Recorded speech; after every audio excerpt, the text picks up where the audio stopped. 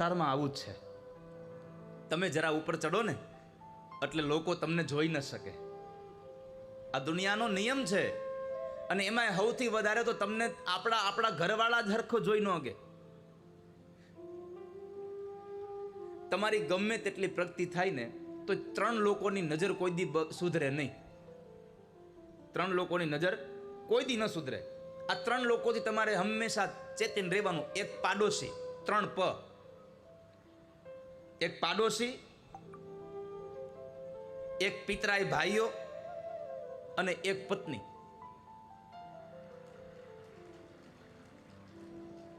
આ 3 થી હંમેશા રહેવાનું. તમે જુઓ, તમે ગમે તેટલા મોટા થઈ જાઓ અને તમે પૈસાવાળા થાવ ને, તમારે જરાક સુખ આવે ને એટલે પાડોશી કે ભાઈ મેં રોજ જોઈ છે, સવાર જઈને સાંજે આવે છે.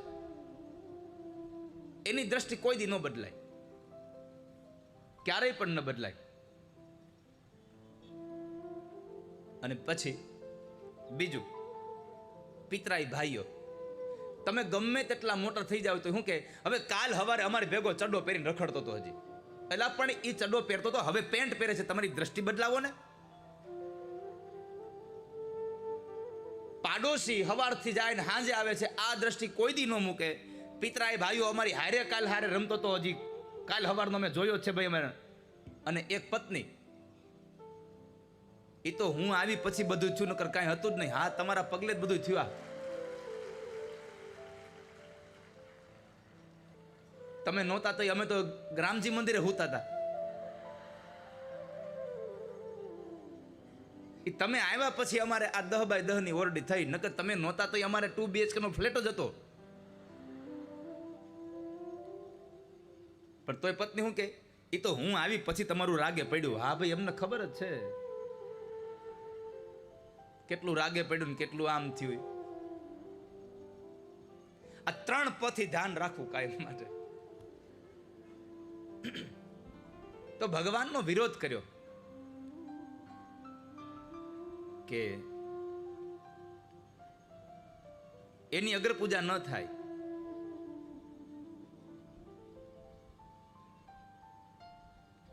એની અગ્ર પૂજા ન થાય. ગોવાળીઓ છે, માખણ ને દહીં ચોરે, અરે કોકની સ્ત્રીના હરણ કરી જાય એની અગ્ર પૂજા. ભગવાનને એક પછી એક ગાળો દે છે. એમાં કહેવાય છે કે પરમાત્માએ 99 ગાળ સુધી સહન કરીને એને સાવધાન કર્યો કે હવે તને એક ગાળ બાકી રહી છે. મારા ફૈબાને આપેલું વચન હું નહીં પછી મૂકું. છતાં પણ શિશુપાલ આજે ન સમજ્યો અને આવેશમાં આવી ભગવાનને ગાળો દેવા લાગ્યો. 100 ગાળ સમાપન થઈ અને 101 ગાળ જ્યાં બોલે પરમાત્માએ સુદર્શન ચક્ર વહેતું કરી અને એ જ સમયે શિશુપાલનું મસ્તક કાપી નાખ્યું. પરમાત્માએ એનું મસ્તક કાપ્યું. શિશુપાલ ભગવાનમય બન્યો. પરમાત્માએ શ્રમ યજ્ઞનો મહિમા બતાવી અને અંતે પરમાત્મા દ્વારિકા જ્યારે આવે ત્યારે શાલ્વએ શોભ નામના વિમાનથી દ્વારિકા ઉપર ચઢાઈ કરી હતી. અને એ દ્વારિકા ઉપર ચઢાઈ કરીને જ્યારે એ પ્રદ્યુમ્ન મહારાજ સાથે યુદ્ધ કરતા હતા તો એ યુદ્ધની દોર ભગવાને પોતાના હાથમાં લઈ વિમાનનો નાશ કર્યો, શાલ્વનો નાશ કર્યો, દંતવક્ર વિદુરથને માર્યા. અને જ્યારે દંતવક્ર અને વિદુરથ મરાયા એટલે એમાં શિશુપાલ અને દંતવક્ર બે ગયા. એટલે જય અને વિજયનો 3જો જન્મ અહીંયા સમાપન થયો અને ભગવાનના ધામના ફરી પાછા અધિકારી બન્યા છે. એ કથા બતાવી. ત્યાર પછી સુખદેવજી મહારાજ રાજા પરીક્ષિતને જે કથાઓ વર્ણવતા હતા એ કથાઓમાં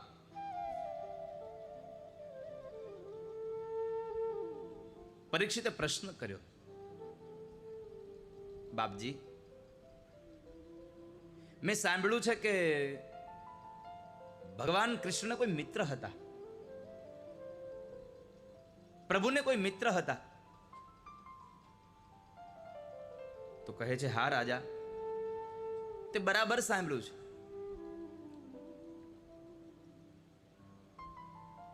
જ્યારે ભગવાન સાંદીપની ઋષિના આશ્રમમાં ભણતા હતા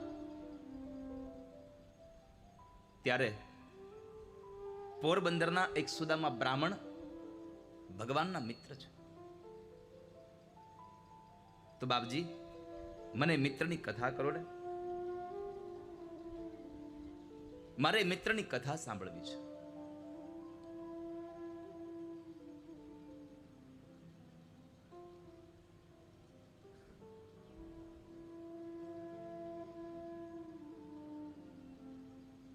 મારે એ કથાને સાંભળવી છે, તમે મને કૃપા કરી અને મને એ કથા સંભળાવો.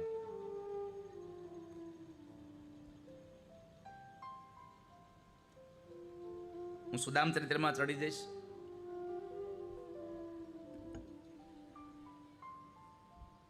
રામબાપુ રોકાવું છે કે વી જવું છે? નીકળી જવું છે? હું કાનજી બાપુને કહું, બાપુ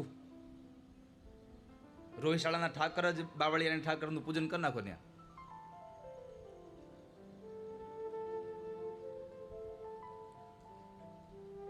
સંતો આવ્યા છે, કારણ કે સંતો પધારે અને એને ઘણી બધી જગ્યાએ અત્યારે કથાઓ હાલતી હોય એટલે બધી જગ્યાએ પધરામણીમાં જવાનું, બધાના લોકોને સાંત્વના, બધા લોકોને આશીર્વાદ દેવા જવાના હોય એટલે રામ બાપુને લોકોને. પણ મારી વ્યાસપીઠ એમને અહીંયાથી આવકારે છે.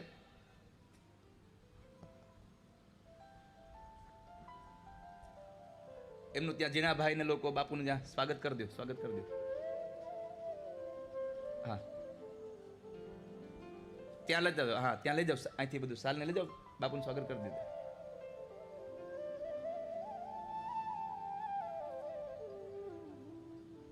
બાપજી, મેં સાંભળ્યું છે કે સખ્ય ભાવ ભગવાનમાં બહુ હતો. એ સખ્ય ભાવ મને કહો.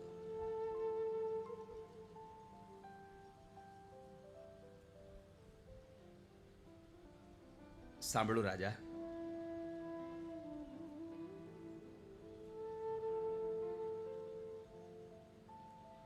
પોરબંદરના સુદામા બ્રાહ્મણ હતા.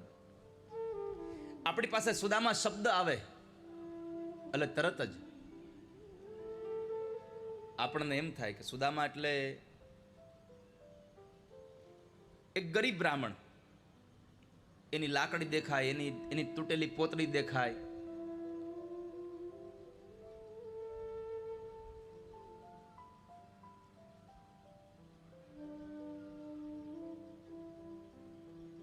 પણ અહીંયા શાસ્ત્રકાર એમ કહ્યું છે કે સુદામાને ક્યારેય કોઈ ગરીબ ન કહેશો. સુદામા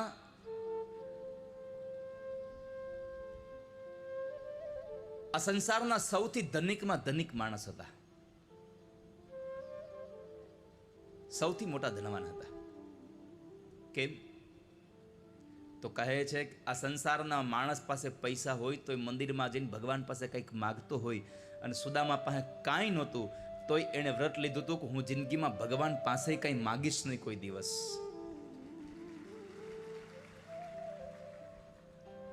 કોઈ દિવસ માગીશ નહીં.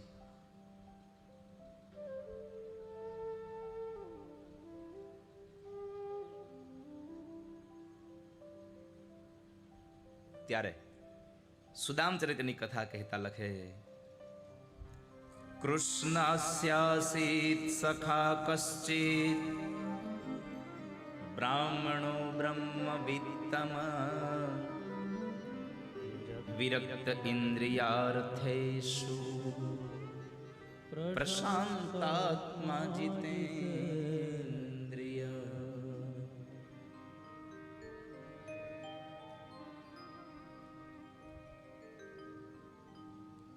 કૃષ્ણસ્યાસિત સખા કશ્ચિદ બ્રાહ્મણો બ્રહ્મવિત્તમ.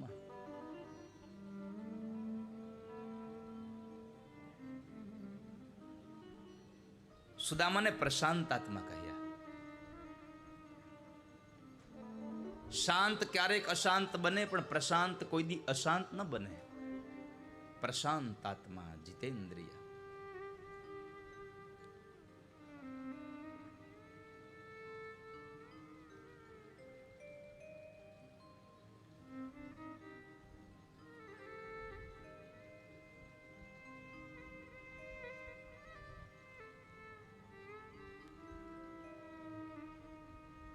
પ્રશાંતાત્મા. એકવાર તમામ સંતોને ને સંતોષભાઈને બધાને તાળીઓથી વધાવી જોઈએ. હવે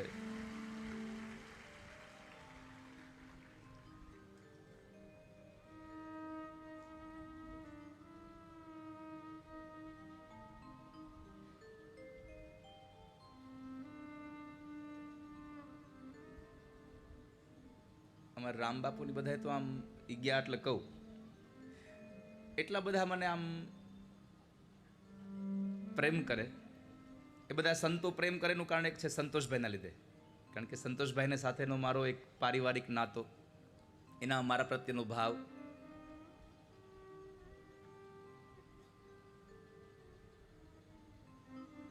એમને ખબર છે કે હું, કારણ કે બાપુની બધાએ હમણાં જ છેલ્લે કથા કરી, સંતોષભાઈની ઘરે કથા, એટલે બધી ત્યારે હાજર. એટલે એને ખબર કે ચાલુ કથા એ હું વિશ્રામ ના આપું ક્યારે. અને હું ક્યારેય, હું જેને ઓળખું એના માટે મારો પ્રોટોકોલ તોડી નાખું, નથી ઓળખતો ને ક્યારે આવવા ન દઉં, એવું ન થાય. નથી ઓળખતો એને ચાલુ કથામાં ના આવે ઉપર, અને ઓળખું છું એ પણ ચાલુ કથામાં ઉપર ના આવે ક્યારે. નિયમ બધા માટે છે. હા, એક ગુજરાત રાજ્યના કોઈ મુખ્યમંત્રી જ્યારે મારી કથામાં આવે ત્યારે એના માટે એક વિશ્રામ આપું, કારણ રાજાનો સમય ન બગાડાય કોઈ દિવસ.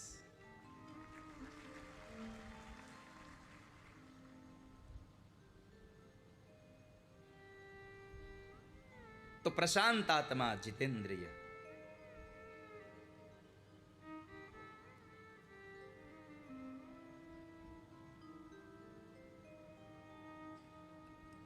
સુદામદેવ બ્રાહ્મણ, એમના પત્ની એક વખતના સમય કહ્યું કે પતિદેવ, યાદ છે તમે મને એકવાર કહેતા હતા કે તમે ભણતા હતા ત્યારે તમારે કોઈ મિત્ર હતું? અરે હા હા સુશીલા, અમે ભણતા ને ત્યારે દ્વારિકાવાળા કૃષ્ણ મારા મિત્ર હતા, અમે બે સાથે ભણતા. તો સુશીલાએ કહ્યું કે કામ કરો ને, તમે જાઓ ને તમારા મિત્રને મળી આવો ને. એને ખબર હતી કે દ્વારિકાવાળો અંતર્યામી છે.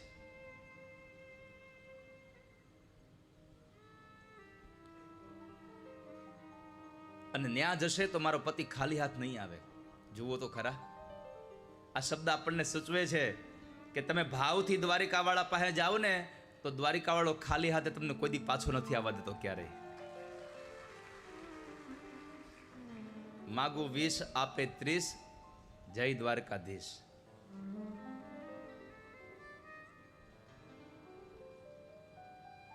તમે માનો ન માનો, મેં તો કોઈ દી માગ્યું નહોતું કે મારે સારો કથાકાર થવું છે.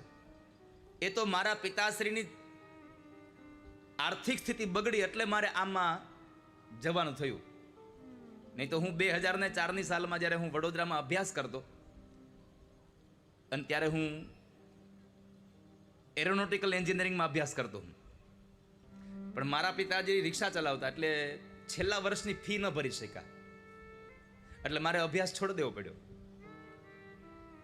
પછી હું દ્વારિકા ભણવા ગયો. દ્વારિકા ભણ્યા પછી પણ કોલેજમાં નોકરી કરી, પ્રાથમિક શાળામાં શિક્ષક તરીકેની ફરજ બજાવી, પણ બધી જગ્યાએથી મન ઉઠી ગયું અને એક ભગવાનમાં મન લાગ્યું. અને ત્યારે ઠાકોરજી આજે આ વ્યાસપીઠ આટલી મોટી ગરિમા આપી ભગવાને.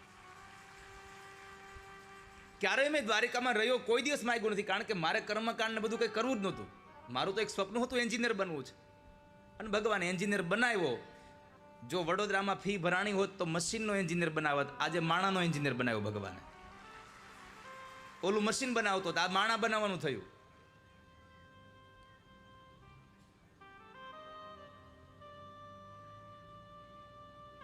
પરમાત્મા પાસે માગશો નહીં તો ઠાકોરજી અનેક ગણું આપશે તમને.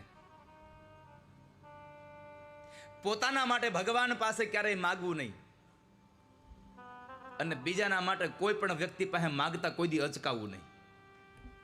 જ્યારે તમે પરમાર્થ કરવા માટે નીકળો છો, સેવાનું કામ કરવા માટે નીકળો છો, ત્યારે જરાય શરમ ન રાખવી. દુનિયા છે, કુછ તો લોગ કહેગે, લોગો કા કામ હી હે કહેના. આ દુનિયાના લોકોનું કામ જ છે એવું. તમે 5 જગ્યાએ સત્કર્મ કરવા માટે કરશો, 5 વ્યક્તિ પાસે જાશો ને તો 3 વ્યક્તિ એમ કહેશે ના ના ઓ ભાઈ તમે આવું કરો છો તો અમારો પૈસો હારા કામમાં વપરાય ને, ન કરો અમે ક્યાં જવાના હતા. 2 લોકો એમ કહે કે હવે આ તમે શું આદર્યું છે. 2 લોકોનું ધ્યાન લેવું નહીં, 2 લોકોનું ધ્યાન લેવું નહીં, 3 વ્યક્તિની સરાહના કરી છે એ ધ્યાને લેવી નહીં. તમારે તમારું કામ કરતું જવું બસ. કોઈ આપણી સ્તુતિ કરે એનું પણ તમારે ક્યારેય ધ્યાનમાં લેવું નહીં, અને કોઈ તમારી નિંદા કરે એને કોઈ દી તમારે ધ્યાનમાં લેવી નહીં. તમારે તમારું કામ છે એ ધ્યાનમાં રાખવું બસ. કારણ ક્યારેક તો સ્તુતિ કરવાવાળા લોકો બદલી જાય, ક્યારેક તમારો સમય સારો આવશે, તમારી નિંદા કરવાવાળા લોકો બદલી જાય, પણ તમારે બદલવાનું નથી. બસ તમારે તમારા રસ્તા પર ચાલ્યું જ જવાનું છે, ચાલ્યું જ જવાનું છે. સુશીલાને થયું કે દ્વારિકાવાળો ખાલી હાથ નહીં આવવા દે પાછો, એટલે એમણે ભગવાન પાસે જવાની વાત કરી. તો સુદામાએ કહ્યું કે અરે સુશીલા, તમને તો ખબર છે કે હું મરું પણ માગું નહીં કોઈ દિવસ, મારે અયાચક વ્રત છે. અરે હું તમને માગવા જવા નથી કહેતી, હું તો તમને તમારા મિત્રને મળવાનું અને સાથે સાથે દ્વારિકાવાળા ભગવાનના દર્શન કરવા જવાનું.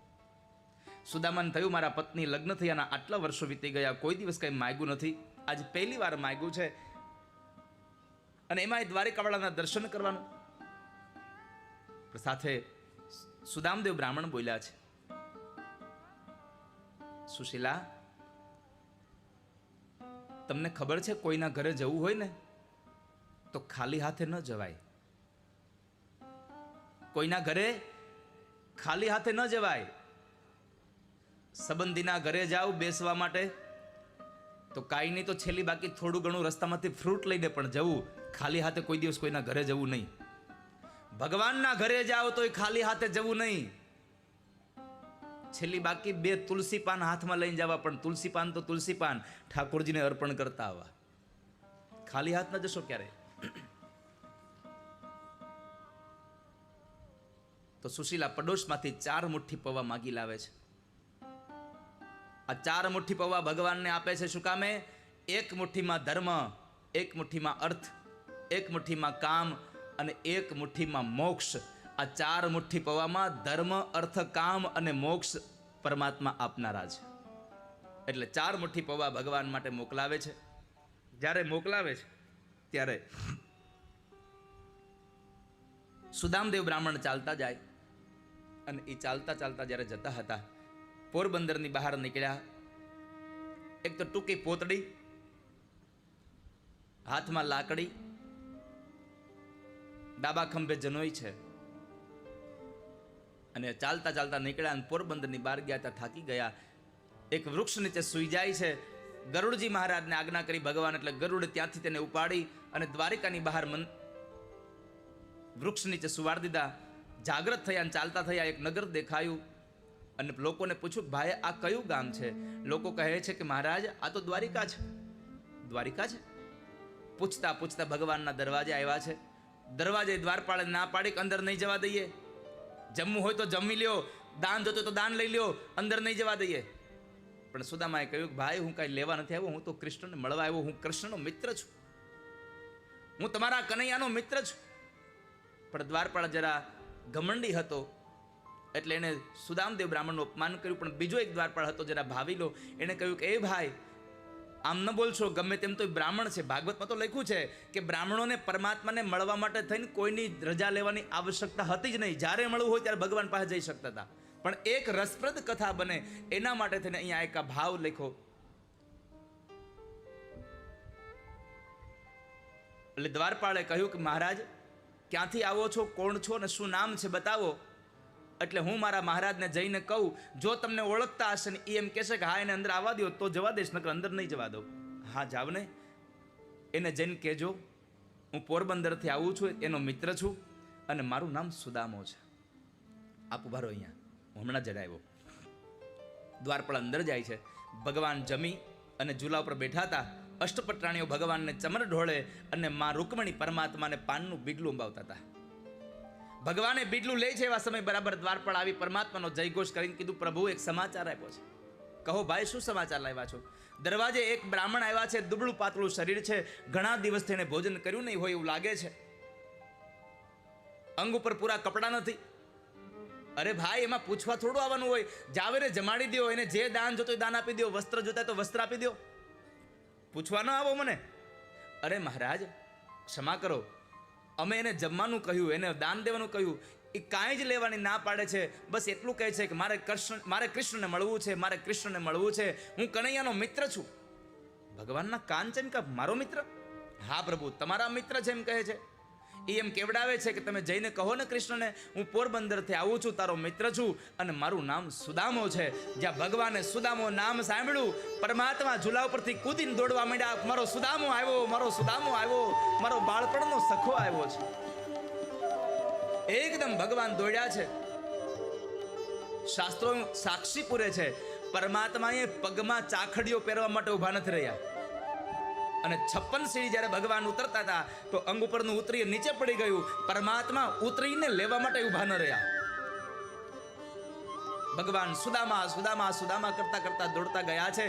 અને જેવા ભગવાન દરવાજા ઉપર ગયા, સુદામાને જોયા, બાથ ભીડી અને સુદામાને ગોળ ગોળ ઘુમાવે છે. ભગવાનની આંખો પાણીથી ભરાઈ ગઈ છે. સુદામાની આંખોમાંથી સ્નેહના અશ્રુ વહી રહ્યા છે. આ દ્રશ્યને જોવા તો અષ્ટપટરાણીઓ ઝરૂખામાં આવી, આવો મિત્ર આવ્યો કોણ?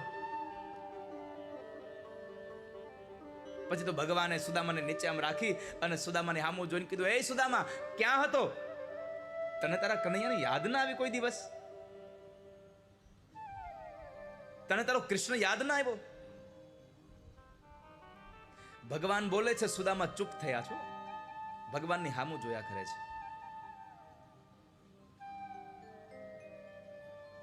ચાલ સુદામા, અંદર ચાલ.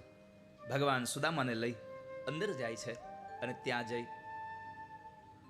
પરમાત્મા કહે છે કે સુદામા, તું આવવાનો હતો એ મને ખબર હોત તો હું જમી ન લેત. હમણાં ભોજન કર્યું હજુ, પણ ચાલ એક કામ કર, તું સ્નાન કરી લે અને પછી ભોજન કરી લે, પછી હે ને આપણે બે નિરાતે બેહીને વાતો કરીશું. હે? હા કનૈયા.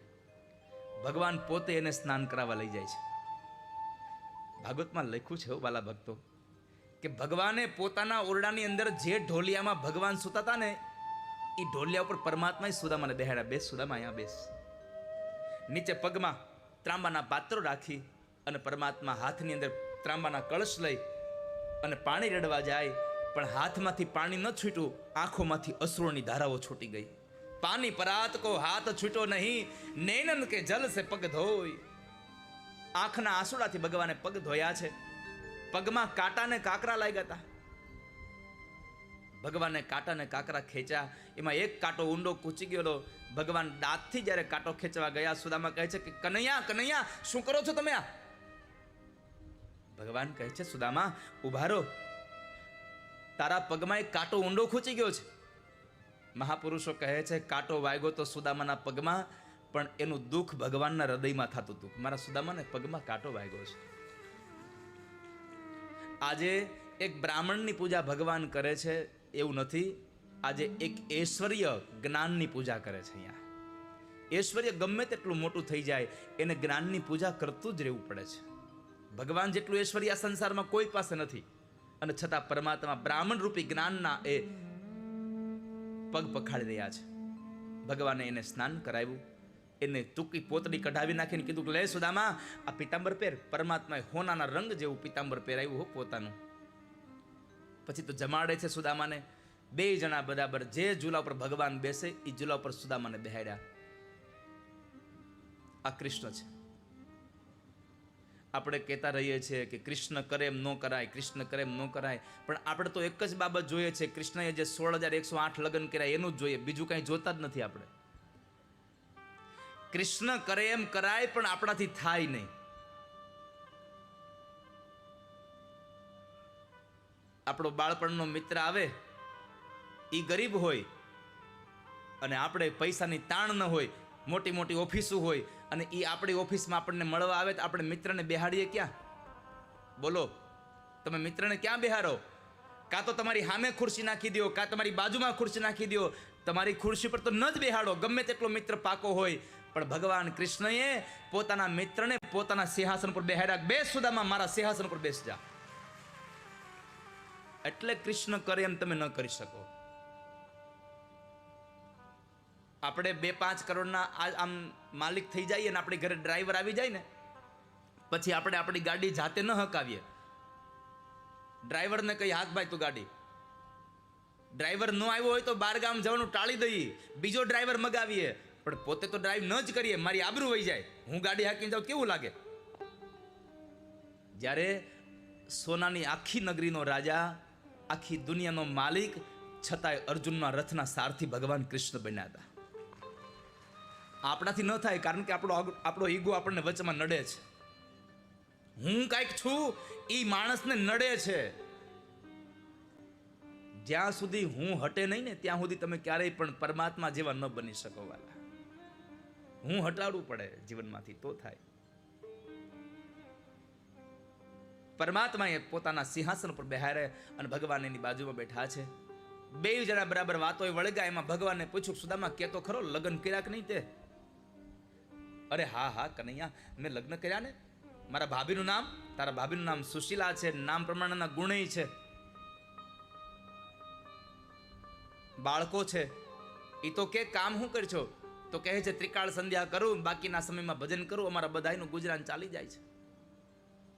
પછી સુદામાએ કીધું, કનૈયા તું બધું મને પૂછા કરે છે, તું તો મને કે તે લગ્ન કર્યા કે નહીં? અરે હા હા સુદામા, હું તને કેતા ભૂલી ગયો, મેં લગ્ન કરી લીધા. તો તારા ઘરવાળા ક્યાં છે? ભગવાન કે આ ઉભા.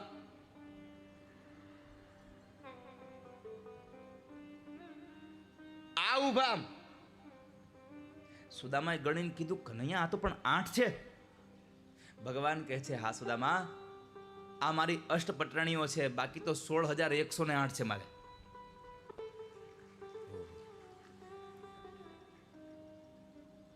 પણ સુદામાએ એક વાક્ય બહુ સુંદર કહ્યું, કનૈયા તમે બધાને નિભાવી શકો છો, કારણ તમારો વૈભવ તો જુઓ. આ તમારો વૈભવ છે એટલે બધાને નિભાવી શકો. હું તો એક નહીં નથી નિભાવી શકતો. એક વાત કહું કૃષ્ણ? અરે બોલને સુદામા. સાચું કહું, તને ગુરુની સેવા ફળી છો. આ તારો વૈભવ જોઈને થાય છે કે તને ગુરુના આશીર્વાદ ફળી ગયા છે. આ સંસારમાં ગુરુની સેવાથી જ માણસ સિદ્ધિને પામે છે. આ સંસારમાં, આ વિશ્વ આખામાં જો કોઈ એવું મંદિર હોય તો એકમાત્ર દ્વારિકાનું મંદિર છે કે જ્યાં રોજની 5 ધજાઓ ચડે છે વાલા. એટલું ઐશ્વર્ય, રોજની 5 ધજાઓ ચડે. અને તોય તમને આજ એમ થાય કે હાલો ને આપણે સારું કામ થયું, એક ધજા ચડાવી ભગવાન માટે. જ્યારે ભગવાનના મંદિરે ધજા ચડાવવાનો સંકલ્પ થાય, 2023માં સંકલ્પ થાય તો 2026માં વારો આવે. એટલી ધજાઓ નોંધાયેલી પડી છે. આટલું ઐશ્વર્ય ભગવાનનું છે.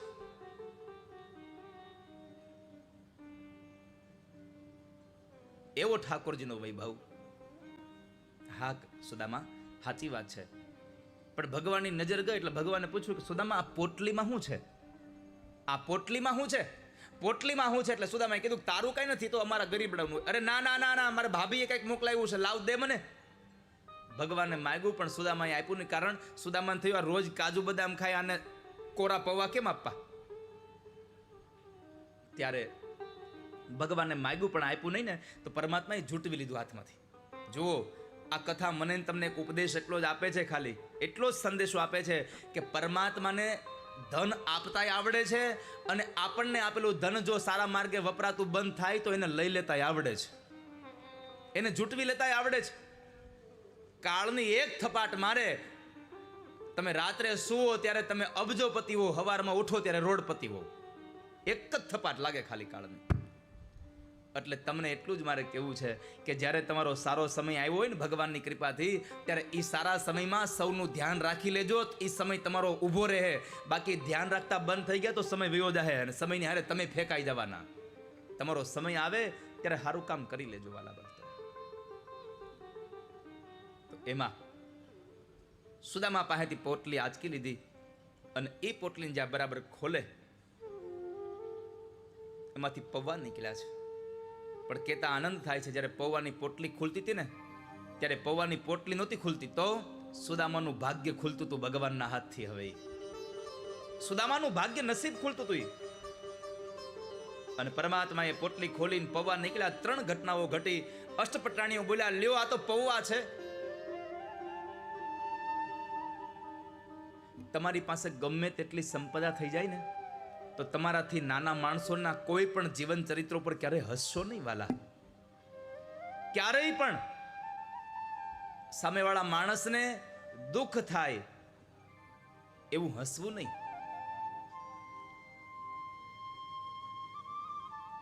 ખાસ કરીને ગરીબ માણસોની ક્યારેય મજાક ન ઉડાવશો. કારણ ક્યાં ખબર છે કાલ સવારે આપણે ગરીબ થવું પડે. ગરીબ માણસની મજાક ઉડાવવા કરતા ગરીબ માણસને ક્યારેક મજા કરાવજો. જ્યારે ગરીબને મજા કરાવશો ને ત્યારે એના અંતરમાંથી જે આશીર્વાદ નીકળશે ને એ આશીર્વાદ તમને આખી જિંદગી મજા કરાવશે. માટે કોઈકને મજા કરાવજો, કોઈની મજાક ન કરશો.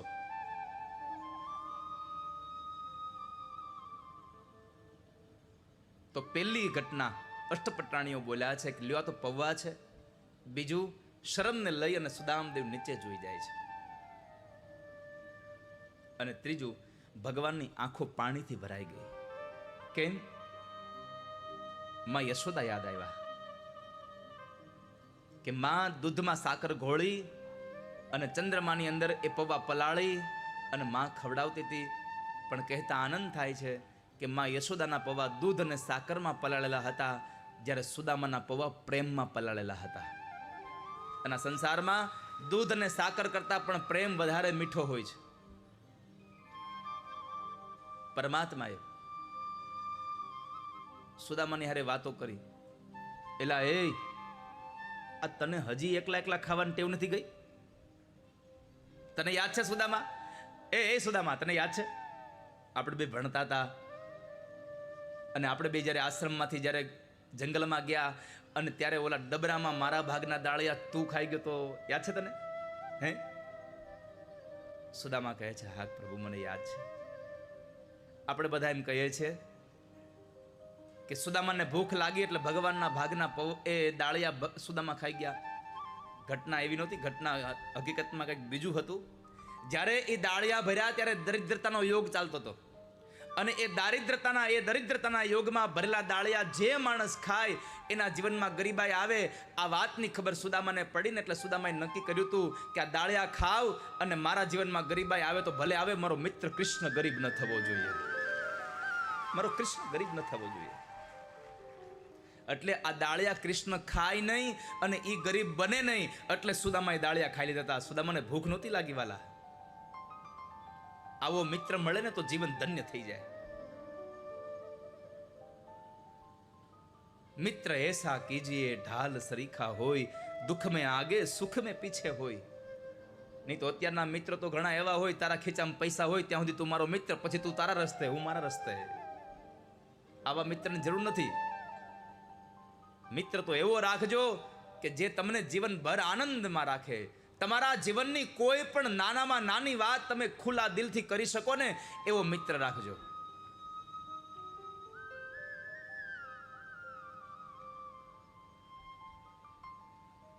ભગવાને જોયું તો સુદામાના કપાળમાં લખ્યું હતું શ્રી ક્ષય. પૈસો જ ન હોય. ભગવાન કે આને ભૂંસી નહીં શકું પણ આને ઉલટાવી તો નાખું. પરમાત્માએ ઉલટાવી નાખ્યું અને અક્ષય શ્રી કરી દીધું. જ્યાં કુબેરનો ભંડાર ઓછો પડે, કુબેરનો ભંડાર ઓછો પડે એવું કરી નાખ્યું ભગવાને. એક મુઠ્ઠી પૌવા ખાધા, દ્વારિકામાં જેટલી સંપદા હતી એના કરતા હવાઈ સંપદા ભગવાને પોરબંદરમાં આપી. અને બીજી મુઠ્ઠી પૌવા ખાવા ગયા, રૂકમણી હાથ પકડ્યો, પ્રભુ બસ હો, ઐશ્વર્ય આપવા માટે બીજી મુઠ્ઠી પૌવા ખાવાની જરૂર નથી, તમારું સામર્થ્ય એટલું છે. અને બીજું, આ પૌવા તમે એકલા ન ખાવ, બ્રાહ્મણના ઘરનો પ્રસાદ છે, આ બ્રાહ્મણના ઘરનો પ્રસાદ અમને ખાવા દો. આ બ્રાહ્મણનો પ્રસાદ અમારા પેટમાં જાહે તો અમારા પાપ બળીને ભસ્મ થઈ જાહે.